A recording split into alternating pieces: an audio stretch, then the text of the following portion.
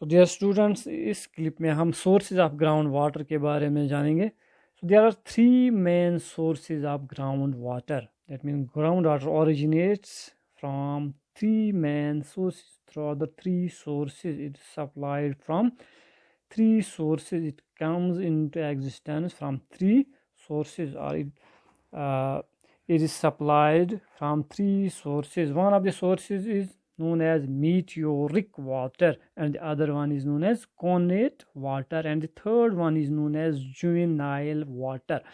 Now, taking these sources one by one, this is very important from the examination point of view. आप आज ही ये जहन में रखिए, इसमें से शॉर्ट पूछा जाएगा या इसको लॉन्ग के साथ क्लब करके ये पूछा जाएगा. दो सूरतें इसकी है कि किस तरह ये एग्ज़ाम में आ सकता है. या define ground water, what are the sources of ground water. जो मीटियोरिक वाटर, ये meteoric means this cosmic water भी हम कह सकते हैं. ये इसका सोर्स, ये कैसे वजूद में आता है. मीटियोरिक, सिंपली मीटियोरिक वाटर हम किसको कहेंगे. It is that water which is supplied from the atmospheric precipitation in the form of rain and snow. So meteoric water includes water that is derived from atmospheric precipitation in the form of rain and snow. This is the most important source of groundwater which you and me and all humans utilize in for domestic supplies, irrigation supplies, and mainly for drinking purpose. Then ये तो meteoric water हुआ. Means atmospheric water भी इसको हम कह सकते हैं या एटमॉस्फेरिक वाटर भी कहते हैं. So simply amount of ground water that comes from atmospheric precipitation in the form of rainfall and snowfall, rain and snow, and it recharges then subsurface reservoirs which we then utilize. Second one is connate water. Connate water किसको हम कहेंगे. So connate water, it is that water which is entrapped and retained within the sedimentary rocks, within the pores of sedimentary rocks or sedimentary formations from time to time when these rocks are laid down, when these sediments are first laid down, and then they get transformed into hard rocks. So water entrapped and retained in sedimentary rocks from time to time when they were originally laid down in the past is known as connate water. इस connate water के बारे में special ये है कि for example आप connate water, just for example कोई बेसन है, कोई लेक है, ओके, जहाँ पे sedimentation layer by layer grain, इसको मैं एग्जैजरेट करके जो है बताता हूँ, यहाँ पे बताने की कोशिश करूँगा या बनाने की कोशिश करूँगा. तो जब ये सेडिमेंट्स डिपॉजिट होते हैं किसी बेसिन में, लेक में, उसमें वाटर भी होता है. सेडिमेंट्स जब आते हैं तो लेयर आफ्टर लेयर जब डिपॉजिशन हो जाती है, उनके बीच में जो है ग्रेन टू ग्रेन कंटेक्ट के बीच में पोर्स भी रह जाती हैं, वाइड ओपन स्पेस भी रह जाती हैं. तो this wide open spaces they also within these wide open spaces water is also present. इसको हम पोर वाटर कहते हैं. तो जो ही जी लेयर आफ्टर लेयर डिपॉजिशन हो जाती है सेडिमेंट्स की, तो थिक लेयर की बन जाती है या थिक सेडिमेंट्री फॉर्मेशन बन जाती है. तो then what happens, due to the overlying load, ये सिंक होना या स्क्वीज हो जाता है और ये सिंक आहिस्ता आहिस्ता सिंक होता जाता है. दैट मीन्स कि जब ये सिंक होता है, जो पोर्स में वाटर होता है वो भी ट्रैप होता है इसके साथ, वो भी बाहर नहीं निकल सकता. So it remains within the pores, pore water. So with time what happens, that means ये वाटर जो बाहर नहीं आता है, ये हाइड्रोलॉजिकल साइकिल के साथ जो है उसका कोई टच नहीं रहता है. It remains isolated, it remains in isolation, trapped within these sediments, within the pore space of these sediments. So with time इसमें जो कार्बोनेट्स वगैरह हो जाते हैं वो क्योंकि वो प्रेसिपिटेट हुए होते हैं, इसमें जो है क्लोराइड और सल्फेट जो है विद टाइम इंक्रीज हो जाता है, क्योंकि इस these are conservative elements.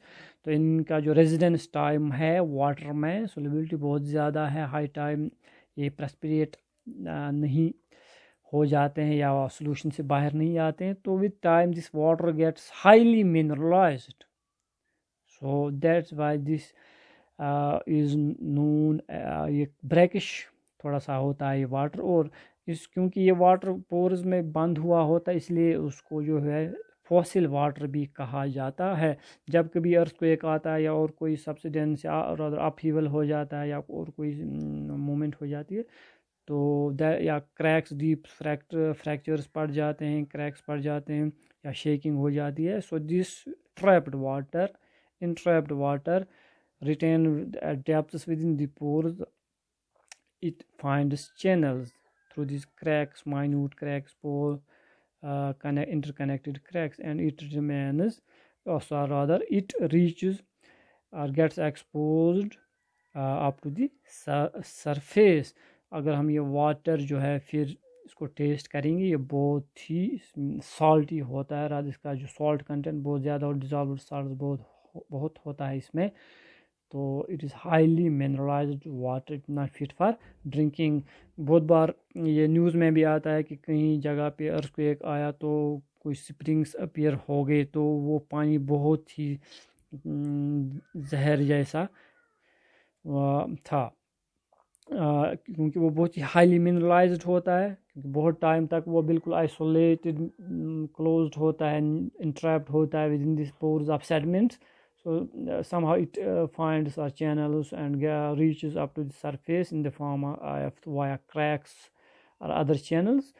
So जब हम फिर इसको टेस्ट करते हैं तो हम अक्सर ये फिनोमेना अर्थक्वेक जब किसी एरिया में आता है स्ट्रॉन्ग अर्थक्वेक, तो ये स्प्रिंग्स अपीयर हो जाते हैं। तो ये न्यूज़ आती है कि जो है वाटर जो है वो पहले ये फ्रेश वाटर था, अब ये पोर्टेबल वाटर नहीं रहा है, इसका सॉल्ट कंटेंट बहुत ही हाई जो है हुआ होता है। That is because this connate water it gets mixed with the fresh water, तो इसका जो केमिकल प्रॉपर्टी है वो चेंज हो जाती है।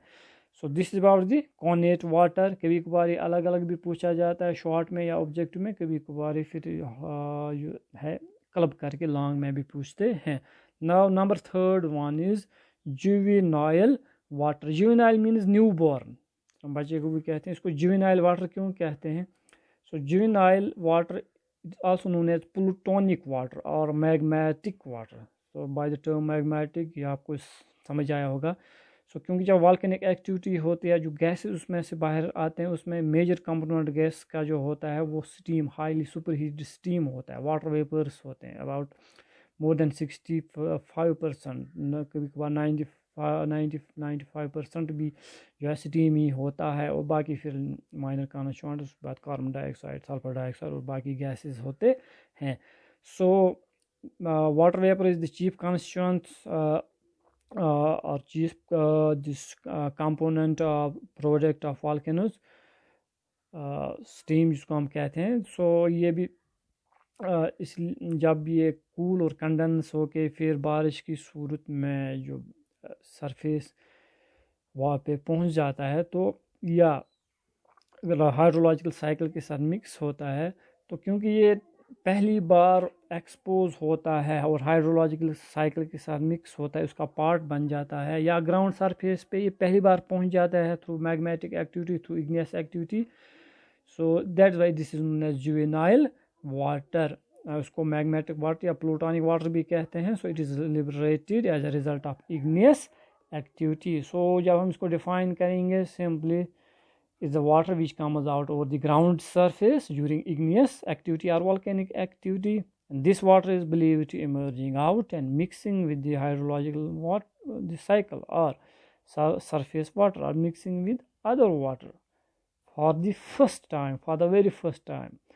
So that it is therefore known as juvenile water. These are three sources of ground water, जो फिर ground water किस तरह ओरिजिनेट होता है। एटमॉस्फेरिक ओरिजिन है इसका, इसको मीटियोरिक वाटर कहते हैं, जुवेनाइल वाटर और connate water. This all about sources of water. Next में हम करंट्स ऑफ वाटर देखेंगे। Take care.